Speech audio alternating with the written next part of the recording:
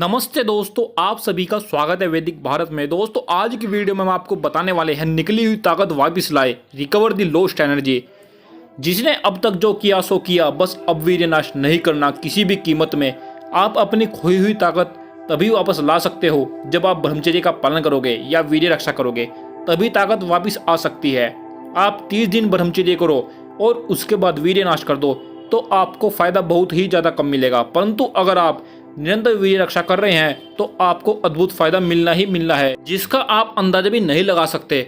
आपको सुपन दोष होगा पर आप उसकी चिंता मत करें और अपने दिमाग से गलत विचार निकाल दे। धीरे धीरे सुपन दोष भी खत्म हो जाएगा।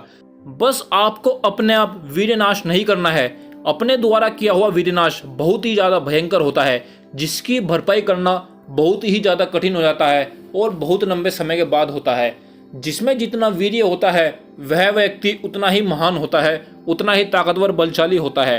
आपको यह भी पता है वीर्य की एक बूंद खून के 40 से 70 बूंद से बनती है और पक्का वीर्य तैयार होने में 35 दिन लगते हैं। तो दोस्तों इतनी अनमोल या हीरा वस्तु का क्यों नाश कर रहे हो?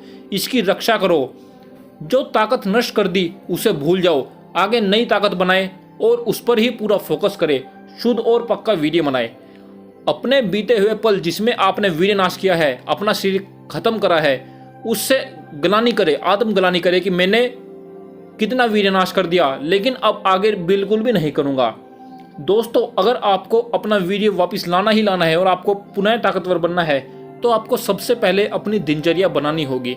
दिनचर्या कैसे बनाते हैं, इसका हम कैसे निर्णय ले, मैं आपको बता दूं। दिनचर्या वही होती है जो समय पर सही काम होता है।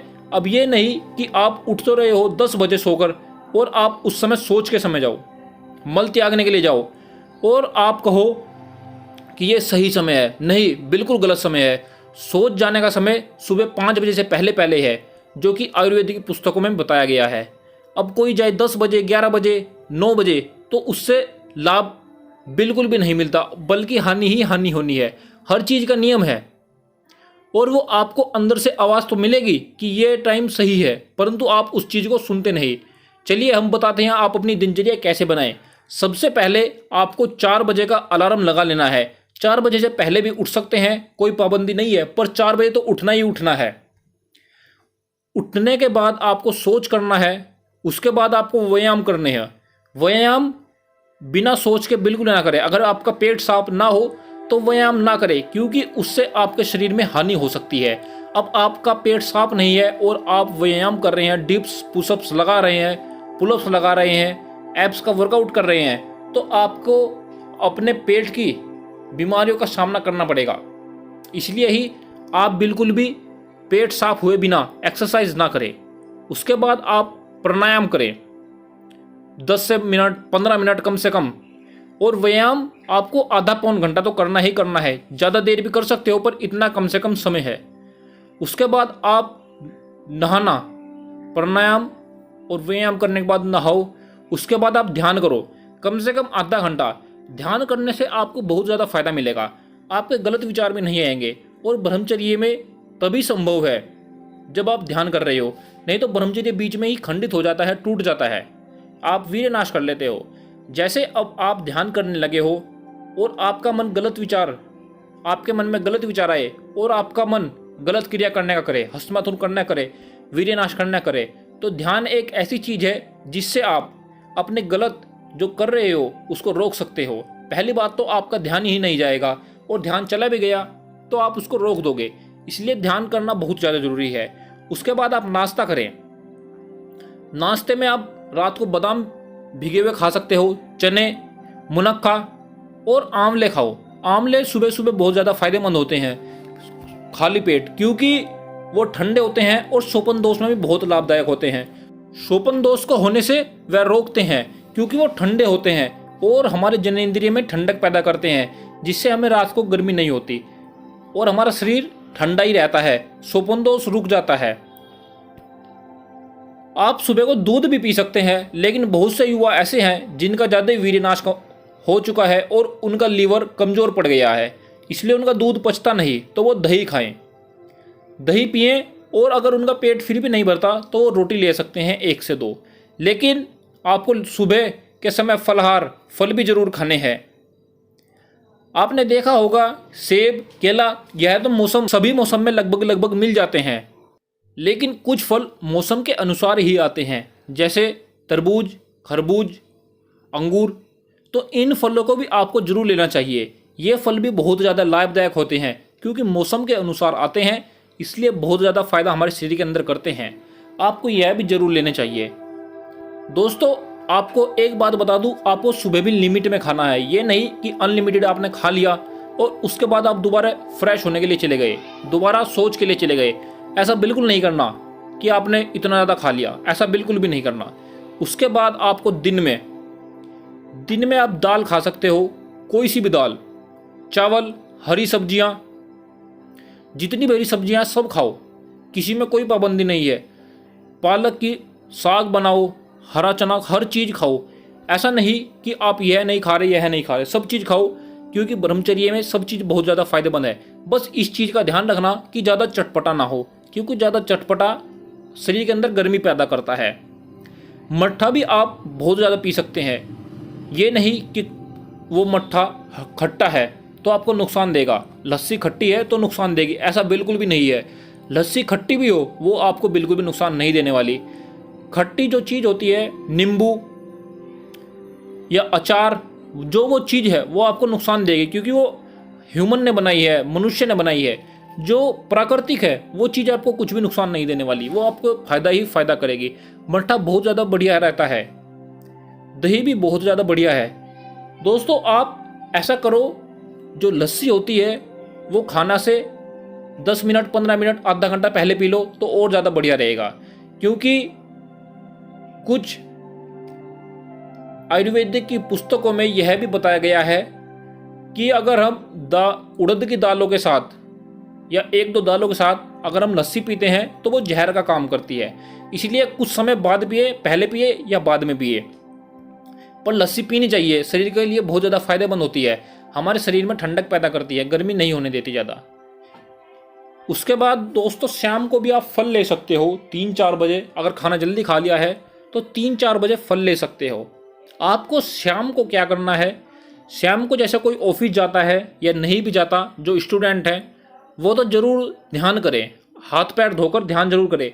शाम के समय अगर आप सोच जाते हो तो बहुत अच्छी बात है। बहुत से युवा ये कहते हैं कि हम सुबह के समय व्यायाम नहीं कर सकते, क्या हम शाम के समय कर सकते हैं? जी बिल्कुल कर सकते हो, अगर आपका पेट साफ हो जाता है तो। अगर पेट साफ हो जाए तो आप शाम के समय व्यायाम कर सकते हैं, कोई दिक्कत नहीं है। पर बिना पेट साफ होए आप नहीं मत करना, आपको परेशानियों का सामना करना पड़ेगा। पेट दर्द, पेट में सूजन, अनेकों बहुत सी बीमारियां हमारे पेट के अंदर लग जाती हैं। ये तो मुख्य बीमारी है, पेट सूजना, दस्त लगना, उल्टी आना, ये सब तो मुख्य है। कोशिश करें पेट साफ होने के बाद ही करें। और उसके बाद आपको ध्यान करना है, हाथ पैर धोकर, जो नहाता है नहाओ। और ध्यान आपको जरूर करना है जिस समय सूर्य अस्त हो, सूर्य छिपने वाला हो, उस समय आपको ध्यान जरूर करना है। आधा घंटा, 15 मिनट, जितनी देर भी हो सके। जो व्यक्ति जॉब करते हैं और रात को लेट आते हैं, वो क्या करें कि आपको अपना रूटीन बना लेना है कि 8 बजे आए या 9 बजे आए, उस समय आके हमको ध्यान करना है। 10 मिनट, 15 मिनट पर करना जरूर है। अब बहुत से रात को वर्किंग करते हैं, जॉब करते हैं रात को, उनके लिए मैं यह कहना चाहता हूँ कि वो यह करे कि अपनी जॉब दिन में करवा लें, कि हम रात को नहीं कर सकते, दिन में करवा लें। और जब दिन में आपकी जॉब हो जाएगी तो आप रात को, मतलब आपका रूटीन अच्छे से बन जाएगा, तो तभी आप 4 बजे उठोगे। अगर आप ऐसा भी कर सकते हो, दूसरा ऑप्शन यह भी है कि जैसे आपकी नाइट ड्यूटी थी और आपकी ड्यूटी 3 बजे तक थी, 12 बजे तक थी, तो आप क्या करो, सुबह के व्यायाम, प्राणायाम और ध्यान करके सो जाओ। ऐसा कर सकते हो। वैसे अच्छा वही रहेगा कि आप अपनी शिफ्ट दिन में करवा लें, पर अगर नहीं हो पाती तो आप यही करें कि जब आपकी ड्यूटी खत्म हो वो आप सुबह व्यायाम, प्राणायाम, ध्यान कर लें, उसके बाद आप सो जाएं जितनी देर तक आपको सोना है। ज़्यादा देर भी नहीं सोना चाहिए, 6 घंटे की नींद बहुत होती है। और जो युवा कुछ नहीं भी करते, पढ़ाई कर रहे हैं, उनको दिन में बिल्कुल भी नहीं सोना चाहिए। 6 घंटे की नींद रात को बहुत होती है, 10 बजे से 4 बजे तक। अब आपको रात को खाना क्या लेना है? रात को रोटी तो कम ही खाएं, चावल तो बिल्कुल भी ना खाएं क्योंकि भारी कर देते हैं पेट में, शोभनदोष होने का चांस बहुत ज़्यादा रहता है। दूध पिएं, अगर दूध कम हो आपके पास तो फिर आप थोड़ी बॉडी रोटी बढ़ा सकते हो, नहीं तो आप दूध पिएं, उसमें घी डाल लें, तब देखो आपके अंदर कितनी अद्भुत ताकत आएगी। आप इसका अंदाजा नहीं लगा सकते। और करेक्ट 10 बजे आपको सो जाना है, तभी आप 4 बजे उठोगे, नहीं तो अगर आप उस समय नहीं सोओगे तो आपका 4 बजे उठना असंभव है। अब आप कहो कि हम तो स्टूडेंट हैं, हम पढ़ाई किस समय करें।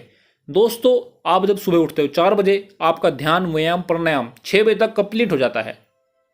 जब आपका 6 बजे तक कंप्लीट हो गया, स्कूल जाने में कुछ समय है, 1 या 2 घंटा है, 1.5 घंटा है, उस समय आप पुस्तक पढ़ें। जब आप दिन में खाना खाने के बाद खाली रहते हैं, उस समय पुस्तक पढ़ें, किताब पढ़ें, याद करें, अपनी पढ़ाई करें। क्योंकि जब आप दिन में 12 बजे खाना खा लोगे, उसके बाद भी आपके पास, अगर आप ट्यूशन जाते हो तो 4 बजे ट्यूशन शुरू होती है, आपको 3 से 4 घंटे आराम से मिल जाएंगे पढ़ाई करने के लिए, और उसमें आप अच्छे से याद भी कर सकते हो। उसके बाद आप जब अगर कोचिंग जाते हो तो 6-7 बजे आराम से आ जाते होंगे। आप रात को भी, जब आप 8:30 बजे खाना खा लेते हो, तो आप रात को भी पढ़ाई कर सकते हो, कम से कम 1 घंटा तो कर सकते हो। तो आपके टोटल मिलाकर 4 घंटे दिन के हो गए, 1 घंटा रात का और 1 घंटा सुबह का, 6 घंटे आपकी पढ़ाई हो गई और 6 घंटे की आपकी नींद हो गई। जो व्यक्ति 6 घंटे पढ़ लेता है वो बहुत ज़्यादा जल्दी याद भी कर लेता है। इसलिए अब आपको तय करना है कि आपको कैसे करना है।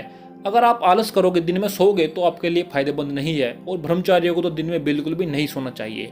दोस्तों, अगर आप ऐसे ही नियम करते रहोगे तो आपको बहुत ज़्यादा फायदा मिलना है। कोशिश करें कि दिन में ना सोए, और जिनको आदत है दिन में सोने की, वो धीरे धीरे खत्म करते रहे। जितना जल्दी खत्म करेंगे उतना ही फायदा रहेगा, और जितना लेट करेंगे उतना ज़्यादा आपको हानि का सामना करना पड़ेगा। इस अश्लील भरी दुनिया में ताकत की कमी सभी को हो रही है, लेकिन आज की यह वीडियो जिसने देखी है वो ताकतहीन, बुद्धिहीन को वापस ताकतवर, बुद्धिमान बना देगी, और वो वीर्यवान सबके सामने अलग ही दिखेगा, क्योंकि उसके अंदर अलग से अलग ताकत आ चुकी होगी। और वैसे भी इन लॉकडाउन में चलते युवाओं ने अपने शरीर का बहुत ज़्यादा वीर्य नाश किया है, तो उसकी भरपाई करनी है, तो यह नियम आपको करने पड़ेंगे। तो बताओ दोस्तों, आज की वीडियो आपको कैसी लगी? किसी को कोई प्रश्न तो कमेंट करके जरूर पूछना।